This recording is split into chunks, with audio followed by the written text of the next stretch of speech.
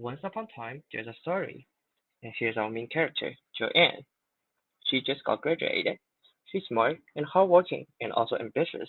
She wants to become a CFO. And meanwhile, Cheng is the same background as Joanne. He found the same job and entered the same team as Joanne at the same position. They both work hard and they do the same project every day. They work day by day, night by night.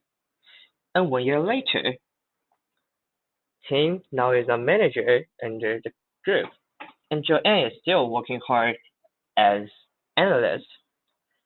And 3 years later, Tim now is a vice president, and Joanne is a manager finally.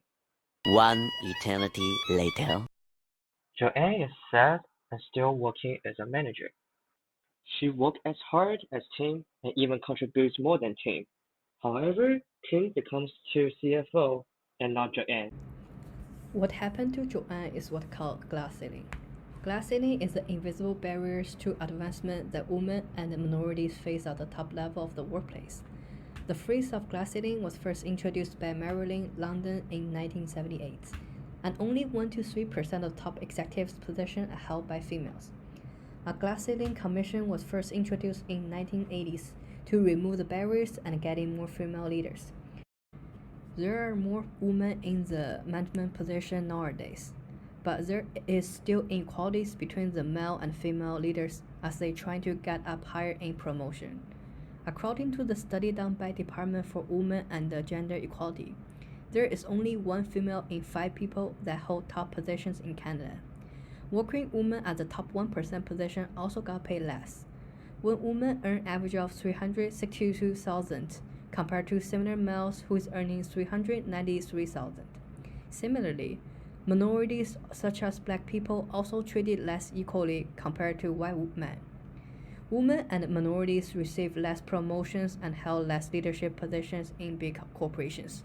Now, let's talk about why there's injustice for women and minorities to hold less leadership position. There are historic, business, and psychological factors. Historically, there are less powerful positions in corporation or government held by women. When there are new leadership positions, female candidates are often neglected or forgotten due to the dominant white male culture. Moreover, there are research found that the recruitment and selection practice fail to recruit women and minorities. There are less career development opportunities for them as well.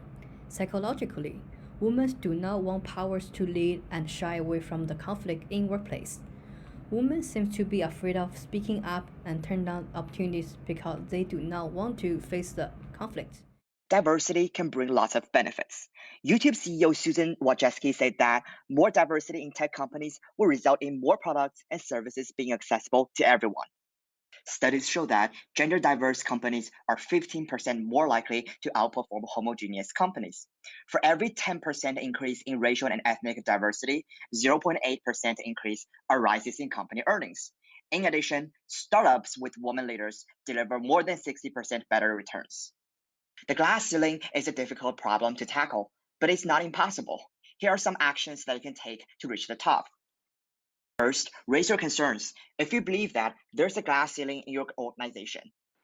But your managers don't realize it. Speak up or tell them appropriately. This makes it harder for others to ignore the issue, but you may find important allies. Next, be patient but assertive. Dismantling a glass ceiling will take time, but check in regularly with your manager to see what progress is being made. In addition, take responsibility for your own development. If you're not being given the opportunities that you feel you deserve in your current situation, it might be time to seek them elsewhere. The glass ceiling may still be a reality for the corporate world, but we need to work collectively. We've come up with a few recommendations for organizations to start chipping away at the glass. First, initiate conversations. The company needs to encourage open conversations about these issues. It should simply allow those who deserve opportunities to access them. Next, review recruitment and promotion practices. Conduct a deep dive into your current practices. Internally, examine practices for leadership succession planning, leadership development, and promotion reviews. Lastly, support your teams to reach their goals. Hiring women is just the first step. In order to engage more women in the labor force, organizations need to offer them the skills and opportunities for a leadership position. The gap between male and female leaders has narrowed, but there are still a significant number of talented women and minorities underrepresented in the top management positions. The overall focus should be on promoting diversity of ideas, diversity of perspectives, and diversity of innovation.